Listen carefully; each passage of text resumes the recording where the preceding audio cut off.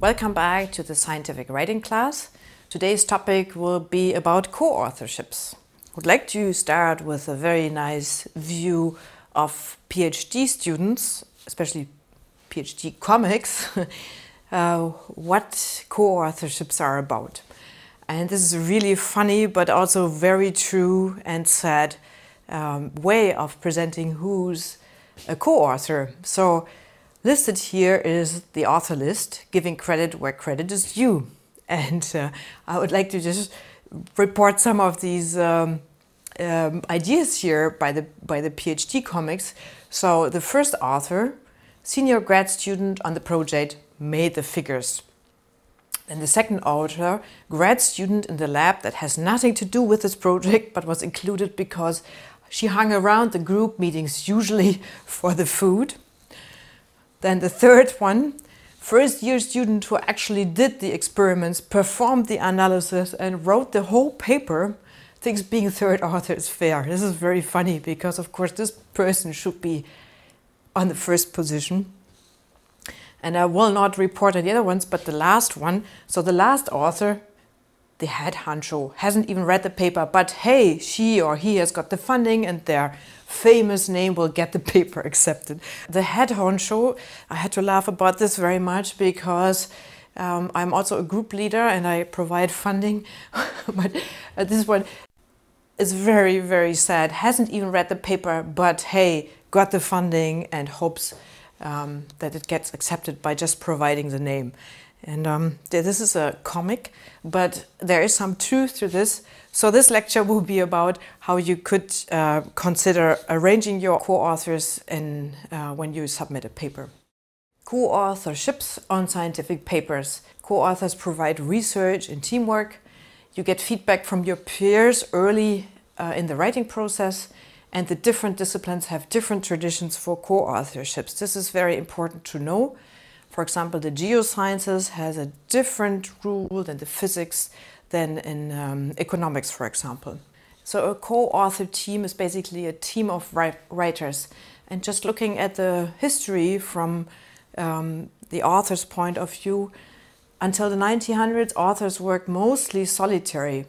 So, for example, Rutherford, Einstein, or famous people, they published their works as a single author.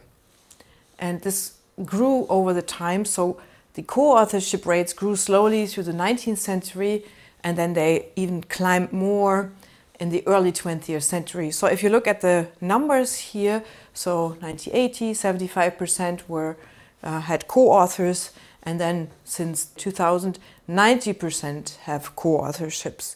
So this has dramatically changed from the times of Einstein's publications to our times now. Also, the number of co-authors in general has grown. Sometimes people have more than 100 co-authors on their list, especially if you have now data, lots of data coming from many sources. You have many people contributing to one paper. And it's also spurred by more traveling, collaborative funding, and so on. So who is a co-author? There's a big spread between an intellectual partner to somebody who only lends you some equipment. And you see this line here between the co-author and the acknowledgements. And basically it's a big line and it's lots of variance in here that you have to decide where are the people positioned in between. There's lots of serious disputes going on, who's a co-author and not. And there have been papers published where there have been later on authors added to this paper or removed from this paper. So it's a really serious issue in some fields, and just be aware of this, that there could be serious disputes over authorships, also in your teams. So here's some guidance or some discussion points. Who should be a co-author or not? The simple way forward would be look at some published guidelines for determining co-authorships. I will show you some later from the German Research Foundation. Most importantly is discuss authorship openly and honestly before the beginning of the work. So ideally the research plan that we discussed already mentioned these people there, talk with them, discuss this with them at a very early stage. So, for example, some authorship guidelines could include substantial contribution to conceptualization, design, data acquisition, analysis, interpretation of results, drafting the manuscript, critical revisions, final approval of the version to be submitted. These are all contributions that you can consider for people to become a co-author. Then acquisition of funding, collection of data, or general supervision of the research group alone does not constitute authorship. So remember the head honcho, so he has acquired the funding but has never looked at the paper again. In this sense, he wouldn't be one of the members of this paper. But each author should have participated sufficiently in the work to take public responsibility for appropriate portions of the content. Some further guidelines. Who is a co-author? So the intellectual contribution is more important than administrative or financial ones. Remember, head honcho. You should never take on a co-authorship on a paper that you don't thoroughly understand. I've often rejected to become a co-author because I didn't feel comfortable with this science field or also with the content of the paper in terms of thoroughness or analysis methods. So use these guidelines as start for conversation among collaborators, not as a replacement for open discussion. You need to phrase this openly, discuss this at an early stage. And this is, again, here the point, do this at an early stage. Use your research template with your advisors, with your collaborators, with your colleagues, and communicate this. So there's some more guidelines or suggestions here that I would like to point out for the question, who is a co-author? So it's kind of awkward to discuss this. And I know from many students this is something that they also simply don't know, because how would they? So it's very good, again, to phrase this openly at an early stage. From the beginning, discuss your strategy. And there's two strategies, opt-in or opt-out strategy you could think about. So the opt-in strategy expects action by co-author, suggesting what she could contribute. For example, you could say specifically, you write this abstract, you do the figures. There's the opt-out strategy, makes everyone a co-author by default, and then basically you kick the ones out that don't contribute or don't contribute enough. Make up the rules helps defining the co-authorships.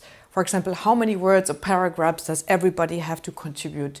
Which analysis of figures drafting is taking over?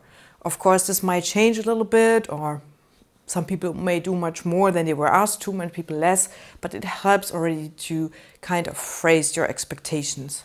So there are some typical suggestions on how you could position your co-authors. And this, again, this is very different between the communities. So I'm giving you this example for geoscience or also for my research team. Physics is very different. I think in physics it's like the authors, like theoretical physics in alphabetical order. Here in this case, this comes from, again, from the geoscience community, or also how I do it in my team. So the first author takes the lead in writing the manuscript, prepares manuscript for submission, corresponding author with journal, is in charge of revision responses to journal. Remember, in this comic, it was, I think, the grad student in the lab who did all this work but ended up on third position. Here he is the first author. The second author contributed significantly. The third to an author also contributed significantly. But then the last author is the group leader, advisor to the first author. So this is kind of a rule that we follow. But again, the communities, the scientific communities are different, and also the groups can be different. There's also some suggestions by the German Research Foundation that you can read up, how they suggest you should include or not include. This is the good scientific practice. You can find it on the webpage. So here the authors of an original scientific publication shall be all those and only those who have made, and then you see these points, significant contribution to the conception of studies, to the generation of data, to prepare the manuscript, and have consented to its publication, thereby assuming responsibility for it. This has become very important, and now some journals even have a method of accepting this co-authorship individually. Like you submit a paper as a co-author, you get an email, and then you have to basically say, I'm accepting this or not. Then some words about managing co-authorships, especially if you have a lot of co-authors. This is sometimes not easy to manage. So there are some practical issues. For example, You need to determine the leads for papers and sections. You use track changes. This is becomes also very much unreadable if you have many co-authors and you use, for example, one Word document or so. So then you have all these versions. But so you could consider cloud services where also the authors can see each other's comments directly. Then set deadlines, very important. Communicate those deadlines and get approval by our co-authors before submission. So also here you have to remember that some co-authors might not be available during your time when you submit the paper. So yeah, basically you have to think about the schedule and communicate the schedule. So the final point is here, clearly discuss and communicate your strategy and your timeline, your schedule to potential co-authors. This helps a lot.